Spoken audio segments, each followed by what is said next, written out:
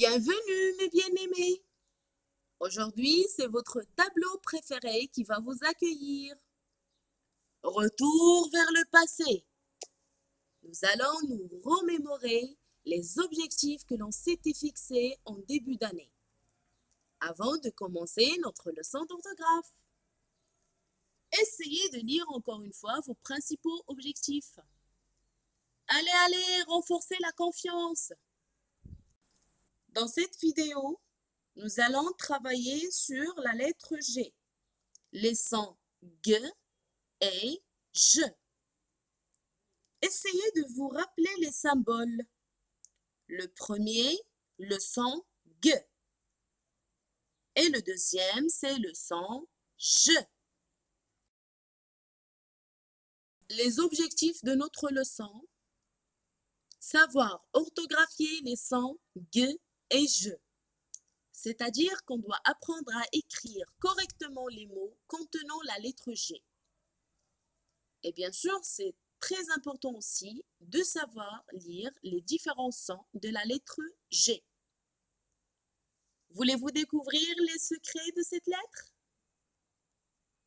Allons-y. La lettre G est une lettre gourmande. Regardez, elle a la bouche ouverte pour manger tout ce qui est succulent et délicieux. Un gâteau, une galette, et elle peut chanter également. La lettre G chante G comme dans le mot gazelle. Et J comme dans le mot girafe. J'observe et j'élabore. Pour partir en voyage, nous allons à la gare. Au guichet, papa achète les billets. Puis nous nous installons dans un wagon où nous posons nos affaires.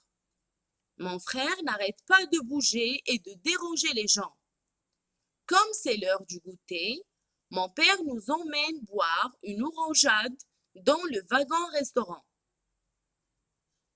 Lisez avec moi les mots surlignés pour indiquer le son commun entre eux. Gare, guichet, wagon, goûter. Alors, le son commun qui se répète, c'est le son G.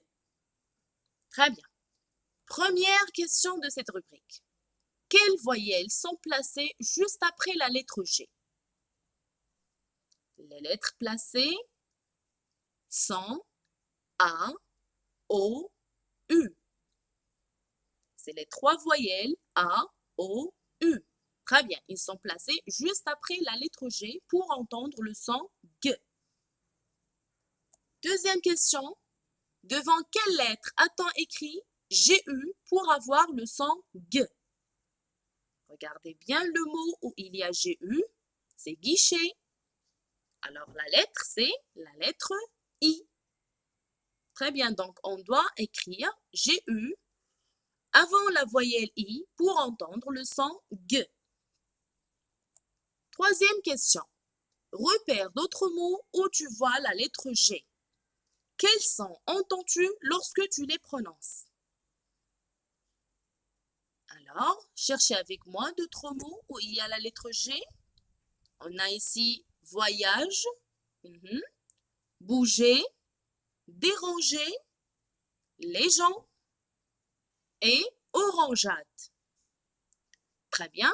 Bien sûr, on entend le son J. Quatrième question.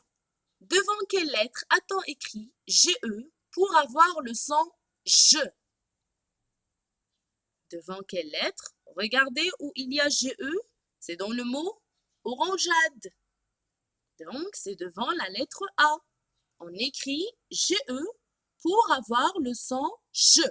Et pour lire orangeade, bien sûr.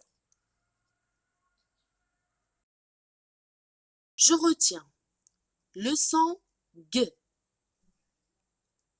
La lettre G se prononce G devant des consonnes comme R et L. Par exemple, grimace, glace. La lettre G se prononce G devant les voyelles A comme gazon, O comme goûter et U comme légumes. Faites attention, pour prononcer G devant les voyelles E et I, il faut insérer un U. Par exemple, figue, guitare, bague. Le son je. La lettre G se prononce je devant les voyelles E, I et Y. E comme genou, I comme girafe et Y comme gymnastique. Pour prononcer je devant A et O, il faut insérer un E comme rougeâtre et nageant.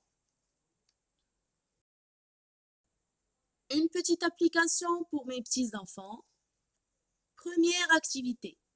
Complète les mots par G ou GU pour obtenir le son G.